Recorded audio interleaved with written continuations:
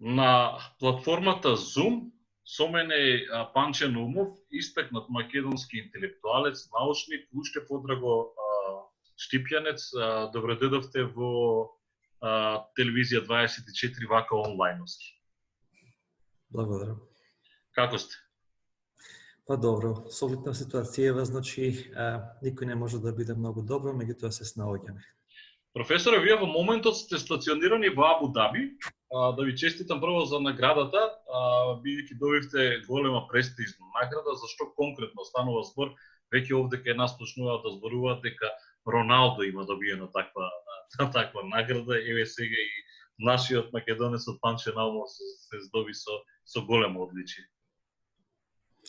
Па вака, значи наградата се вика Златна виза и тоа е награда која што беше воведена меѓутоа година тука во Обединетите Арапски Емирати и е всушност една нова метода за да се задржат луѓето кои што се од посебен придонес за оваа држава, кои што пренесуваат како бизнисмени, како истражувачи, спортисти и така натаму.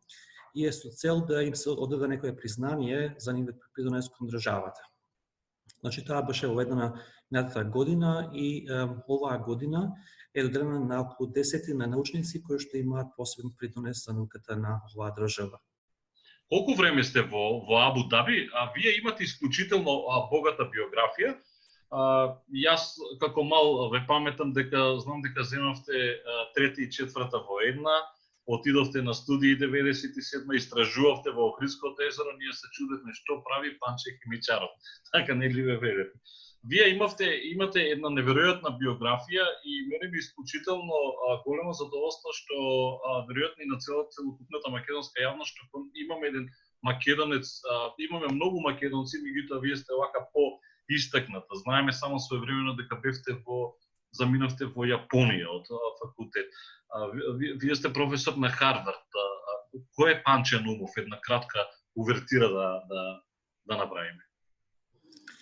Па не знам, има една кратка, средна и долга верзија. Ќе се обидам на најкратко да објаснам зашто се работи.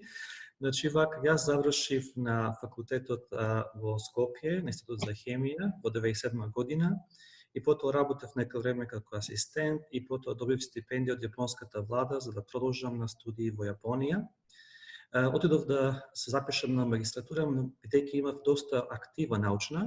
Мојот професор предложи да се запишам директно на докторат и така да отидов на докторат во Јапонија во 2000 година. Таму бев до 2004 година како докторант на Институт за технологија во Токио. Потоа работев, откога дипломирав, работев на Националниот институт за материјали во Цукуба, во Јапонија. Бев професор во Осака и Киото и потоа Нью Йорк универзитет ми понуди позиција овде во Абу Даби, бидејќи формираат нов универзитет за да го основам оделот за хемија тука во Емиратите. Истовремено сум професор и на Харвард од пред 2 години, така да држам повеќе позиции, меѓувреме сум насловен вонреден професор и на ПМФ во Скопје. Значи, вие сте роден во Штип, сте граѓанин на светот. Така е. Знам дека многу од нас во ова време, кога светот станува глобален, сме веќе глобални граѓани, така да не се врзуваме за една држава или локација, туку се ориентираме на каде што не се создаваат услови за работа. Професоре, доаѓате во Македонија? Па да, еднаш до 2 пати доаѓам во Македонија. Сега веќе имам едно мое прибежиште во Охрид, блиску до езерото. Така да тоа ми е едно место за одмор, за одишка и скоро секоја година се враќам во Охрид. Кажете ми како е во Абу Даби, бидејќи насекаде во светот е пандемијата со коронавирусот, со COVID-19, како е таму, не знам, со социјалните мрежи, како функционираат Обединетите Арапски Емирати, предпоставам тоа Facebook и такви работи, нема ништо? Да, мислам, социјалните мрежи работат нормално, меѓутоа Државава, значи, има некои рестрикции во однос на информирањето. Немавме информации до скоро време колку луѓе се заболени, колку луѓе се позитивни, меѓутоа сега значи тие информации се веќе се јавни и достапни. За среќа многу брзо реагираше владата тука и ги прекина авионските летови со странство. Во Дубај доскоро имаше строга изолација каде што можеше да се излезе само еднаш за 3 дена надвор, и тоа со апликација преку интернет.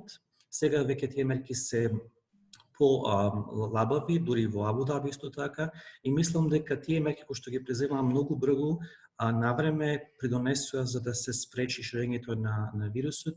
Иако морам да кажам дека се уште имаме доста заболени, некаде мислам дека околу 500 луѓе се на ден се пријавени тука, со оглед на тоа дека оваа држава има околу 9 милиони население, тоа е прилично голем број.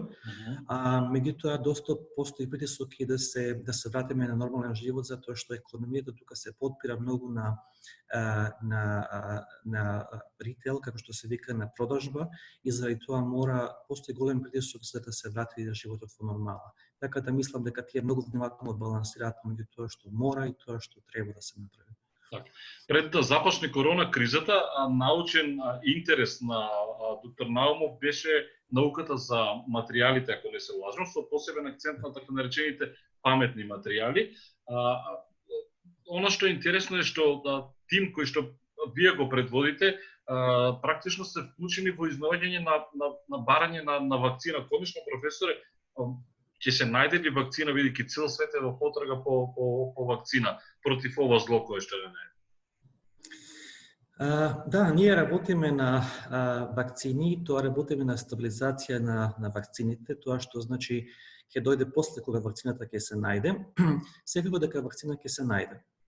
Значи, врашање на време, се работи на многу институции во светот, се работи на тоа, и многу од овие што се фондации кои што спонзорираат научни истражувања, скоро сите во Америка, во Европа, па дури и во Азија, спонзорираат исклучително истражување од областа на COVID-19. Проблемот не е кога ќе се најде вакцината, туку кога ќе влезе во клиничка пракса. Затоа што нормално, значи кога ќе се најде лек, потребно е околу 7 до 10 години истражувања, испитувања, тоа се 3 нивоа на сигурност, додека тој лек се внесе во пракса. Поради тоа што лекот може да има несакани дејствија кај некоја одредна популација на луѓе, но постои веројатност тој лек да се менува со текот на времето. Така да, заради ова, потребни се многу детални испитувања додека тоа се примени. И сега во Европа, а и во Америка, постојат регулаторни протоколи кои што не дозволуваат лекот веднаш да се стави во пракса. Значи, постојат 3 нивоа на сигурност и секој лек, значи, едно по едно нивоа мора да ги положи тие испити додека да се стигне до клиничка пракса, и за тоа е потребно време. Така да, ако се направат некакви проекции за кога би можело најрано да се очекува вакцина против COVID-19, реалистички тоа не би можело да се случи пред септември, како според многу луѓе кои што се упатали во таа проблематика. Меѓутоа, зависи од тоа каде таа ќе се развие, колку ќе биде достапна. Значи, постои една, како да кажам, постои една деликатна ситуација кога достапноста, цената, успешноста на вакцината се фактори кои што мора да се земат предвид пред таа да биде применета. Многу во јавности излегува информации поврзани со терапиите кои што се даваат на заразените, на луѓето кои што има сериозен проблем со коронавирусот, со COVID-19. Не знам, лекот кој што беше користен за маларијата, понатаму што знам Сумамед, па лекот против ХИВ, СИДА. Од прилика што можеме да откриеме вака кога веќе имаме на линија, вас што покажуваат истражувањата, веројатно го имате изолирано кога веќе правите испитувања самиот вирус, што е ова суштество, како е ова суштество, професор? Вирусот сам по себе не е многу различен од други вируси кои што се слични по структура. Знаете, вирусот е многу чудна работа затоа што тој не е жив додека не се прикачи на некој хост, на некој домаќин. И тогаш оживува. Значи, тоа е нежива, жива материја. Проблемот со овој вирус е тоа што напаѓа одредена група на луѓе и засега постојат разни методи како би можело знаењето што го имаме за други вируси во минатото да се искористи за третман на овој вирус. Една од методите да се користи инактивиран вирус во мала доза. Може да се користат протеини кои што се специфични за вирусот кој што ги има веќе на него, па да се добие имун одговор, или пак да се користат комплетно нови химикали. Секој од овие методи доаѓа со одредени, како се вика тоа, pros and cons, со бенефиции, ама можни проблеми. Проблемите кои што се може да бидат од глобално значење се тоа дека сите овие лекови се менуваат со текот на времето.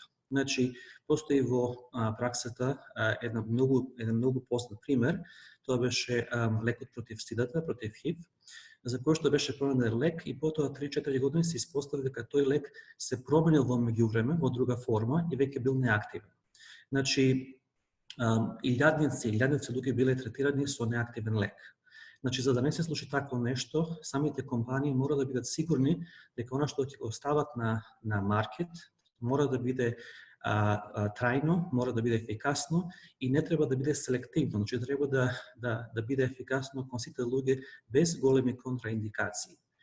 Она на што ние работиме тука е да осигураме дека веднаш кога самата вакцина ќе биде достапна, дека таа ќе биде стабилна.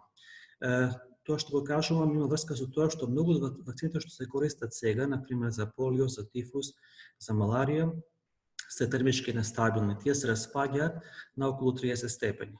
За да се стабилизираат, треба да се ладат и од кога ќе се добијат во лабораторија, додека да се донесат таму кај што треба да се употребат, тие веќе се распаднале.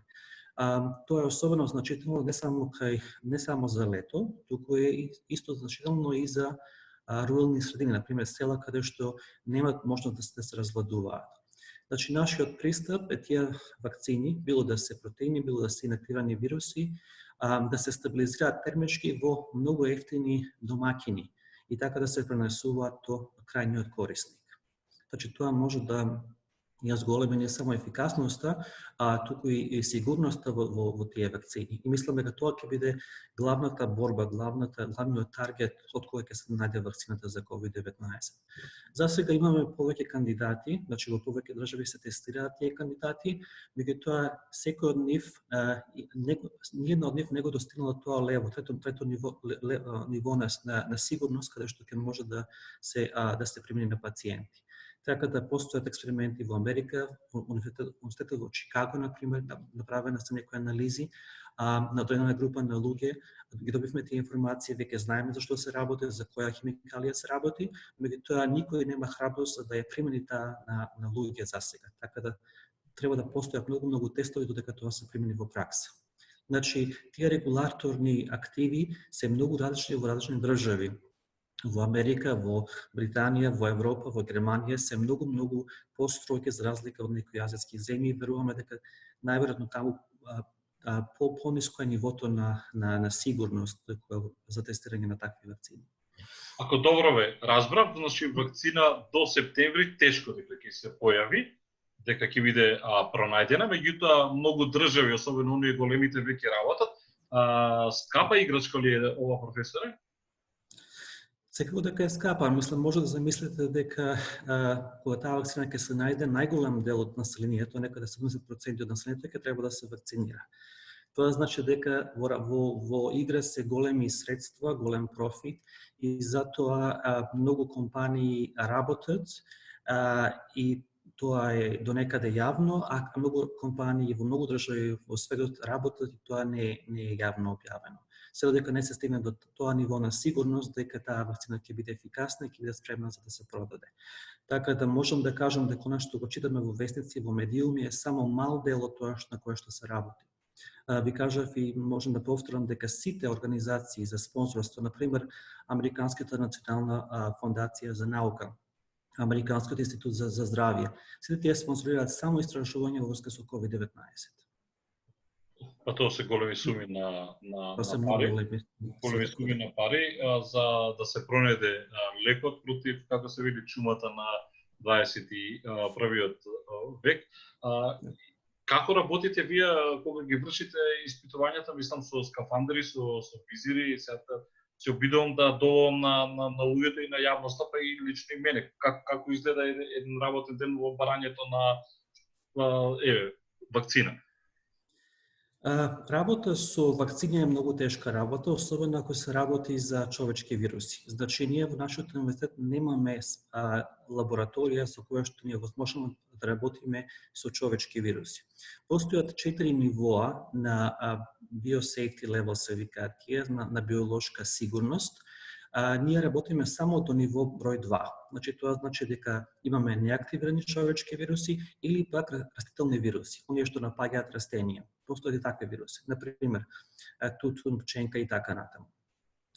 Нивоата 3-4 се такви кај што може да се работи со живи вируси и затоа постојат специјални услови и тие се овозможени само да способни институти за вирусологија, значи не се работат на универзитети.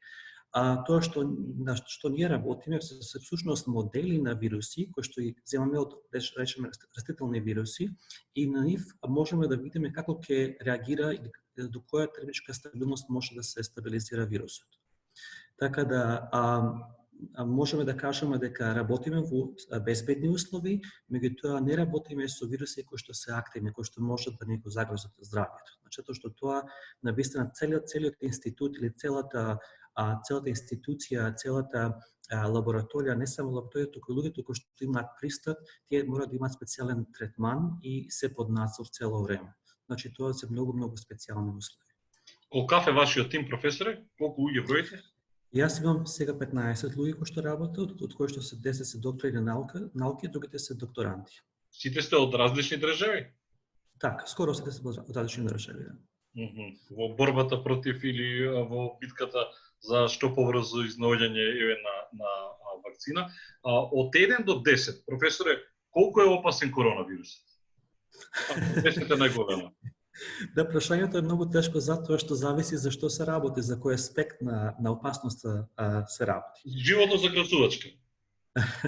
Знаете, во историјата на човештвото имало вируси кои што биле многу опасни, со тоа што опасноста не се мерела по смртност. Значи, сите вируси имаат еден, како да кажам, терк кога тие се појавуваат, например шпанскиот грип, да речеме, одзел многу повеќе животи. Тие се појавуваат, достигнуваат максимум и потоа полека заминуваат. Проблемот со овој вирус специфично е тоа што се појави во момент кога човештвото е многу поврзано, што значи дека е глобално, што значи дека имаме многу голем проток на луѓе помеѓу држави, помеѓу градови и така натаму, и мешање на луѓе. И сето тоа придонесува да не постои можност да дојде до изолација или самоизолација на вирусот. Значи, најдобар начин на лекување на вируси, тоа е познато од праисторија, мислам, е дека болен човек треба да се изолира. Нели? Меѓутоа во наше време тоа е многу потешко да се направи. И тој проток на луѓе ги прави сите тие, ја прави таа експанзија многу поопасна. Така да опасноста не е заради смртноста на вирусот, која што е многу ниска, мислам дека околу 3% и така натаму, меѓутоа е опасно затоа што се шири многу брзо и тешко е да се спречи луѓето да се мешаат помеѓу себе. И така да мислам дека тоа ќе биде и голем проблем не само сега, туку и во иднина, кога главниот проблем доаѓа од тоа што вирусот ќе се пренесува многу брзо, а штом се пренесува многу брзо, достигнува голем број на заразени за кратко време и тоа ја надминува моќноста на здравствениот систем од една држава за да се справи со тој вирус. Да беше заболувањето постепено, да се јавуваше во помал број, а подолго време, ќе можеме полесно да се справиме со него и тогаш ќе беше направена и вакцината. Можно ли вирусот да исчезне, како што многумина велат? Да, можно е, зависи многу од клима понекогаш, како што ви кажав, многу вируси не се отпорни на топла клима, а може да видите според географската распределеност низ светот дека постојат држави кои што скоро и да немаат случаи, некои имаат малку случаи, а некои имаат доста случаи.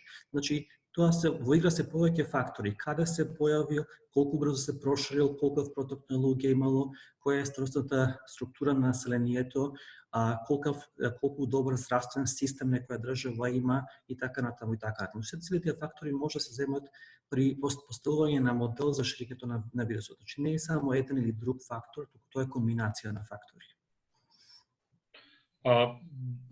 Ова значи дека вирусот секако не е исклучена можноста тој од септември повторно се појави, бидејќи еве говорам конкретно за Македонија, сега доаѓаат топлите денови, вела дека вирусот кога се жешти или не се задржува, од септември можно е повторно да се појави, веројатно не е исклучена и таа можност. Така е. Значи, постои можност да се добие втор пик, како што го викаме ние, втор пик во септември или во октомври, кога ќе залади времето. Меѓутоа, добра страна е тоа што повеќето луѓе кои што ќе бидат заболени од вирусот во тоа време ќе бидат излечени, тие ќе имаат имун одговор, ќе имаат стекнато имунитет. Така да оние што ќе бидат главни преносители нема да може да го пренесат вирусот повторно. Така да при секоја зараза од која ќе се сузвие постои уште еден втор пик, ама тој втор пик е или тој втор максимум е многу малку интензивен од првиот максимум. Затоа и многу држави мислам дека прерано се отворија границите за луѓето да се вратат и да работат на работа и да отидат по шопинг и така натаму. Мислам дека е тоа доста преурането. Ваква пандемија, зборуваме за пандемија, не за епидемија, не поминува за 2 месеца. Значи тоа треба време за да се остави, за да се намали тој интензитет. Претпоставам следите што се случува во Македонија, како ви изгледа вака од страна, дисциплинирани сме или не баш? На дневна основа следам и мислам дека сум импресиониран за тоа колку ги почитуваат мерките зададени од владата. Добро ли се справува Македонија со оваа криза со оглед на тоа што многу и политика има кај нас, едните велат многу голема смртност направивте, другите велат одлично се справуваме, ни беше битно да не имаме нагол пик да го преоптовариме здравствениот систем, постепено помалку да оди тој број на заразени, така што денес сме во ситуација да имаме поголем број на оздравени од активни случаи. Па јас мислам дека добро се справуваме. Можам да споредам со Италија. Јас бев во Италија, во Милано, на една одбрана докторска дисертација. По времето кога вирусот избувна, значи 2 дена пред да се затвори границата со Австрија, јас морав да ја напуштам Италија од Милано и отидов за Њу Јорк. Можев да видам колку државата беше неспремна за да се справи со тој вирус. Сакам да споредам со тоа што кога достигавме ние максимум во Македонија, не знам дали се уште достигнат максимумот, државата или луѓето знаеа за што се работи. Знаеа што треба да направат за да се подготват за тоа. Во Италија тоа не беше така. Значи никој не знаеше дека во Италија постои жариште, ние мислевме дека е некаде во Кина и дека тоа нема никош да дојде до нас. И кога почна да се затворат границите, луѓето беа, како да кажам, препаднати, значи беа исплашени. Така да мислам со оглед на тоа дека кај нас се појави покасно, кога веќе имавме сознание за што се работи, што треба да направиме, ни остави малку време да се подготвиме психолошки и да се подготвиме економски и физички за таа изолација. Така да колку е да е тоа тешко и мачно и така натаму, во моментот верувајте тоа е единствен начин за да се заштитиме. Професоре, можеби не е место или време вас да ве прашам за вакви работи, меѓутоа многу од луѓето се склони на теории на заговор. Измислен ли овој вирус или не е?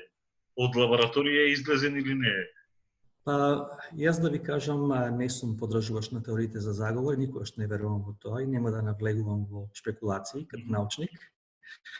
Само можам да ви кажам дека тоа од научен аспект што знаеме, што е докажано и што е објавено и што е прифатено во меѓународната научна јавност, е дека сите генетски испитувања, а тоа е релативно лесно да се направи, ние правиме такви испитувања во прва година на факултет за соја и за така натаму, дали нешто е модифицирано или не, укажуваат на тоа дека вирусот не е создаден во лабораторија, дека е природна мутација. Вирусите како многу поедноставни организми мутираат многу полесно. Ние како покомплицирани организми мутираме многу потешко. Така да за нив да се менуваат е многу поприродно. Сега, некои од тие мутации ќе бидат безопасни, некои мутации може да бидат, како што видовме, смртоносни. Некојаш тие мутации остануваат во хостот, во домакинот и не се пренесуваат, меѓутоа некогаш, како е сега, се пренесуваат и тогаш ја искажуваат целата своја, како да кажам, моќ. Така да за толку прилика ние знаеме, тоа е докажано научно, објавено и прифатено и се друго се сведува на шпекулации. И сосема за крај, ќе функционираме, сега животот ќе ни функционира со маски, со скафандери, со визири или ќе мора да се навикнеме затоа што кај нас веќе никој не оди на бербер, одамна не оди на бербер, не знам како е таму. Внимаваат сите што купуваат зеленчуци, јадење, не знам да не се пипка со рака, постојано дезинфекција, некако се влеговме во еден нов чуден систем на живење. Јас да ви кажам дека живеев 13 години во Јапонија, кај нас беше стандард да се носат маски во метро, во канцеларии, било каде. И тоа тогаш, значи во 2000 години, тоа не беше ништо срамно, не беше ништо страшно, беше практично затоа што вие се заштитувате себе си, ако имате грип, например, да не го пренесете тој грип на други, ако имате алергија, да не дишите полен и така натаму. Така да мислам дека тие мерки не се нешто најстрашно. Мислам дека тоа што кај нас тоа не се правило порано, малце ќе го смени начинот на живот, меѓутоа мислам дека мораме да бидеме флексибилни. Светот е во состојба на пандемија. Не можеме да очекуваме дека нашиот начин на живење ќе биде ист како порано. И тоа мислам дека никогаш повеќе начинот на живење нема да биде ист како порано.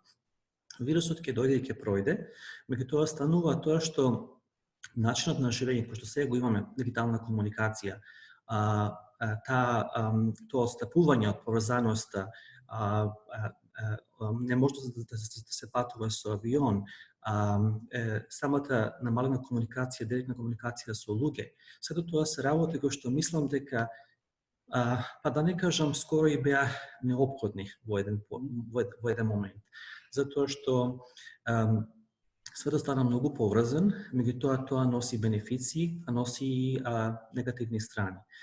Така да мислам дека овој вирус, било како да настанал, значи носи еден тест на самото човештво. Ќе не промени не само нас како индивидуи, туку и начинот на кој што комуницираме помеѓу себе. И мислам дека тоа ќе биде еден следен чекор кон нас да речеме преминеме во дигитално општество, каде што многу работи ќе се прават преку компјутер, самите комуникации ќе бидат на многу подруг начин и така натаму. Значи тоа е дел, да речеме, да не кажеме, од четвртата индустријска револуција, која што предстои на самото човештво, меѓутоа еве сега поради една таква ситуација не натера да помислиме дека може да постои подруг начин на кој што луѓето можат да комуницираат помеѓу себе. Се надевам дека ова ќе не промени на подобро како луѓе. Говорам за овде кај нас, дека ќе мораме да се адаптираме на новите услови. Професоре, да не ни прашувам воопшто дали еден научник од еден ваков калибар етаблиран кој што работи на Харвард би се вратил во Македонија да твори, да создава. Предпоставам прво немаме пари за да ги платиме тие истражувања кои што вие ги работите. Како да не, јас секогаш сум отворен кон таа можност и многу би сакал на било кој начин да придонесам кон државата така што потекнувам.